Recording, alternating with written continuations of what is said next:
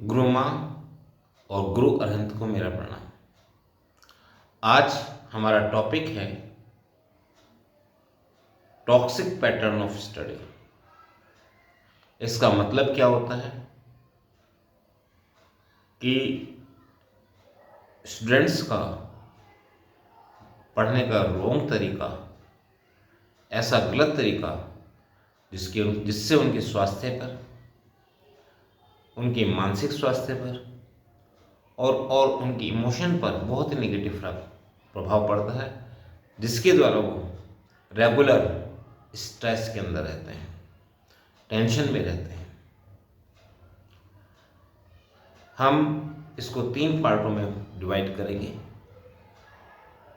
सबसे पहले toxic pattern develop कैसे होता है या कह सकते हैं उसकी विशेषताएं क्या हैं। दूसरा, इसका नकारात्मक इफेक्ट क्या होता है या इसका नेगेटिव इफेक्ट क्या होता है। तीसरा, कि इसका समाधान कैसे किया जाए। आज हम पहले की बात करते हैं कि इसकी विशेषताएं क्या हैं, ये पढ़ता कैसे है। आजकल स्टूडेंट्स जो हैं स्कूल जाते हैं, घर आते हैं, फिर उसके बाद ट्यूशन जाते हैं, फिर घर आते हैं, फिर पढ़ाई करते हैं। दिन भर उनके अंदर सोच क्या होती है, सिर्फ स्टूडेंट, टीचर, सभी लोग उनको पढ़ने के लिए कहते हैं और सारा स्ट्रेस उनका पढ़ने के लिए ही होता है। जब पढ़ने के लिए उनका सारा स्ट्रेस होता है तो उनका जो पैटर्न है, उनके दिमाग पर इतना प्रेशर पड़ता है, कि उनका जो पैटर्न है वो बिल्कुल गड़बड़ा जाता है। या तो टीवी देखते हुए, कंप्यूटर चलाते हुए, गाने सुनते हुए, बहुत आराम से लेटकर अने-मने मन से अपना काम पूरा करते हैं। दूसरा, उनका पैटर्न जो है एक रटने जैसा होता है। वो सारे समय में अपने होमवर्क को सिर्फ उनका मतलब कंप्लीट करने से होता है।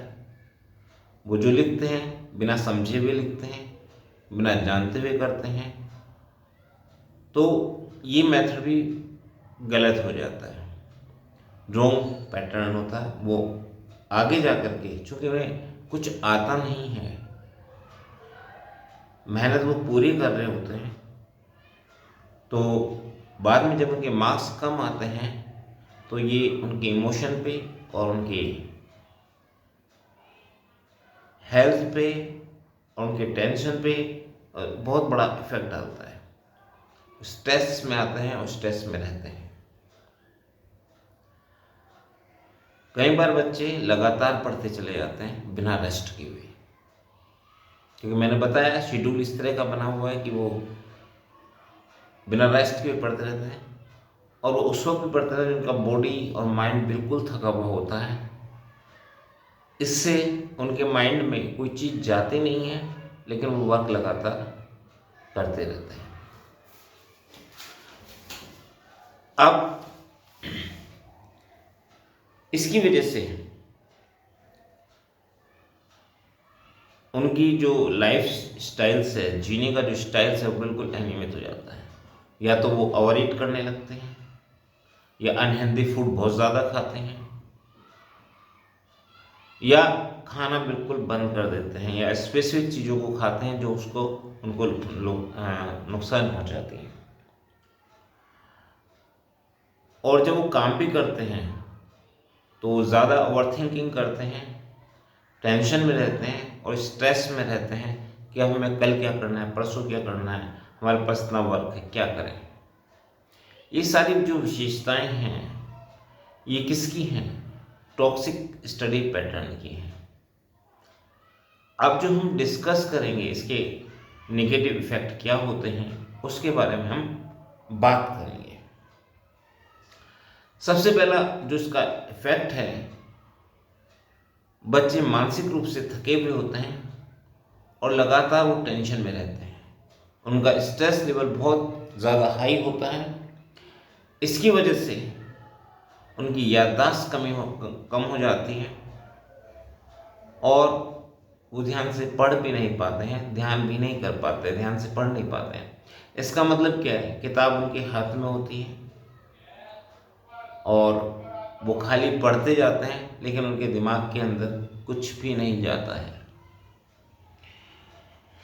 इससे क्या होता है, जब मार्क्स कम आते हैं, हर जगह उनको ये चीज़ महसूस होती है कि भाई हमें कुछ नहीं आता, हम सबसे हम मेहनत भी पूरी करते हैं, सब कुछ करते हैं, लेकिन हमें आता कुछ नहीं है। इससे उनका जो कॉन्फिडेंस लेवल है वो काफ़ी गिर जाता है, आत्मविश्वास क्या है, काफ़ी गिर जाता है। और जब आत्मविश्वास गिरता है तो उनकी जो रुचि है पढ़ाई में, जो इंटरेस्ट है, वो कम हो जाता है और वो नेगेटिवली थॉट उनके स्टडी के बारे में आना शुरू हो जाते हैं। वो नेगेटिवली चीज़ों को देखते हैं कि ये तो बेकार है, ये तो होते ही नहीं, या बहुत हार्ड है, या कुछ भी ऐसा तरीका जिससे कि वो पढ़ाई से बचे, वो चीज़ें वो अपनाने लगते हैं। अब इसका सॉल्यूशन है क्या? अगर हम सॉल्यूशन की बात करें तो सबसे पहला सॉल्यूशन तो यही है कि आप जब भी स्टडी करें, कोई भी चीज़ को करें, उसको रटें ना, समझ के करें। जब आप समझ के करेंगे तो आपको उसका रिजल्ट ज़्यादा मिलेगा। वो इसलिए ना करें सिर्फ कि आपको होमवर्क पूरा करना है, कंप्लीट करना है। एक आध बार में तो ये चीज़ चल जाती है, लेकिन लॉन्ग टर्म में ये आपके लिए मेंटली, इमोशनली बहुत ही ज़्यादा आपको डैमेज करती है। दूसरी चीज़, आप जो है कंटिन्यूस लगातार ना पढ़ें। आपकी बॉडी को रेस्ट लेना बहुत ज़रूरी है और जब आपको ये लगे कि आपका माइंड बहुत ज़्यादा थका हुआ है तो आप जो आपका पसंद का गेम है वो खेल सकते हैं। आप जो है कोई सीरियल या वीडियो की वेब सीरीज के एक आध एपिसोड देख सकते हैं। वेब सीरीज तो नहीं कहूँगा क्योंकि उसमें आप लग जाते हैं तो बहुत लंबे समय के लिए चलते हैं। एक दो एपिसोड देख सकते हैं जो आपकी पसंद का है, कार्टून में जा सकते हैं। लेकिन इसका मतलब ये है सिर्फ कि आपको ये जो देख रहे हैं, जो भी काम कर रहे हैं, सिर्फ माइंड को रिलैक्स के लिए कर रहे हैं। कई बार बच्चे क्या करते हैं कि उसको 3-3 4-4 घंटे देखते रहते हैं और उसमें डूब जाते हैं। ये काम नहीं करना है। ये भी अगेन क्या करता है, आपका नेगेटिव बिहेवियर और नेगेटिव पैटर्न बनाता है। कई बार टीवी खोल लेते हैं या यूट्यूब खोल लेते हैं या कोई चीज़ कर लेते हैं, कॉपी लेके बैठ जाते हैं, तो उसमें क्या होता है, फिर वो बहुत ज़्यादा नेगेटिव चीज़ होती है। ये आपको नहीं करना है। कहने का मतलब सिंपल से है। एक और इम्पोर्टेंट चीज़ है, आप रेगुलर ध्यान कीजिए। मैंने एक वीडियो आपके संकल्प पे बनाया हुआ है, आप उसका इस्तेमाल भी कर सकते हैं। मेरे चैनल में आपको ये मिल जाएगा। जब आप चैनल की डिटेल्स में जाएंगे तो इससे पहले वाला जो वीडियो है वो संकल्प का ही है, आप उस पर जाकर के देख सकते हैं। वो भी आपको काफ़ी कुछ हेल्प करेगा। कई बार बच्चे, क्योंकि बहुत सारे एग्ज़ाम वो लापरवाही कर चुके होते हैं, तो उनके पास वर्क लोड बहुत ज़्यादा होता है और वो सारे को कंप्लीट करने की कोशिश करते हैं।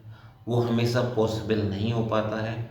तो इसलिए आप ये समझिए कि आपके पास जो भी टाइम बचा हुआ है, उस टाइम के अनुसार आप जो मैक्सिमम यूटिलाइज कर सकते हैं वो कीजिए।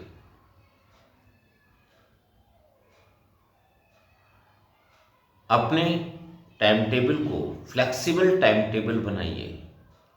फ्लेक्सिबल टाइम टेबल का मतलब ये है कि आपको एक आइडिया है कि आप हमें 3 या 4 या 5 घंटे जो भी पढ़ना है दिन के अंदर, जो भी आपने बनाया हुआ है, और उसमें आपने सब्जेक्ट वाइज कर रखा है, तो उसमें फ्लेक्सिबिलिटी रखें। कभी ये हो सकता है आपका वर्कलोड किसी और सब्जेक्ट का ज़्यादा हो और टाइम टेबल कुछ और कह रहा हो, या ज़रूरत आपकी किसी और काम की है और टाइम टेबल के हिसाब से कुछ और है, तो इसलिए मैं कह रहा हूँ फ्लेक्सिबल टाइम टेबल बनाइए। तो यदि ये आप ये सारी चीज़ें, इसके अलावा अगर आप स्टडी पैटर्न्स को आप देखेंगे, जब आप लिख रहे हैं, याद कर रहे हैं, तो एक बहुत बड़ा बढ़िया तरीका है पढ़ने का, आप दूसरे को पढ़ाएं। जो आपने पढ़ा है, जो आपने याद करा है, वो दूसरे को पढ़ाएं। स्कूल में जाते हैं, बीच में टाइम मिलता है तो आप दूसरे को पढ़ाना शुरू कर दीजिए, या दूसरे बच्चों से पूछिए जो आपको नहीं आता मैं समझाता हूँ, मैंने ये पढ़ा है, मैं समझाइए। दूसरे से समझे भी जो आपने नहीं पढ़ा। आप ऐसे काम कर सकते हैं कि आप दूसरे से पूछ सकते हैं, आप अपना उसको बता सकते हैं। अगर आपके पास कोई चीज़, आपको इन चीज़ में मिस आई है, कोई चीज़ समझ में नहीं आ रही, कोई ऐसा फ्रेंड नहीं मिल रहा है, तो आप कमरे में जो भी टॉपिक आपने पढ़ा है उसको याद कीजिए, और उसके बाद उस दीवार को ही पढ़ा दीजिए। दीवार में जो आपके घर के सामने की दीवार है, घर में जो दीवार है, उस पर ही आप पढ़ा दीजिए। ये एक ऐसा तरीका है जिससे थ्रू आपको ये पता कंफर्मेशन मिलती जाएगी आपको कितना चीज़ें याद हुई हैं। आज की डेट में बस इतना ही। Thank you.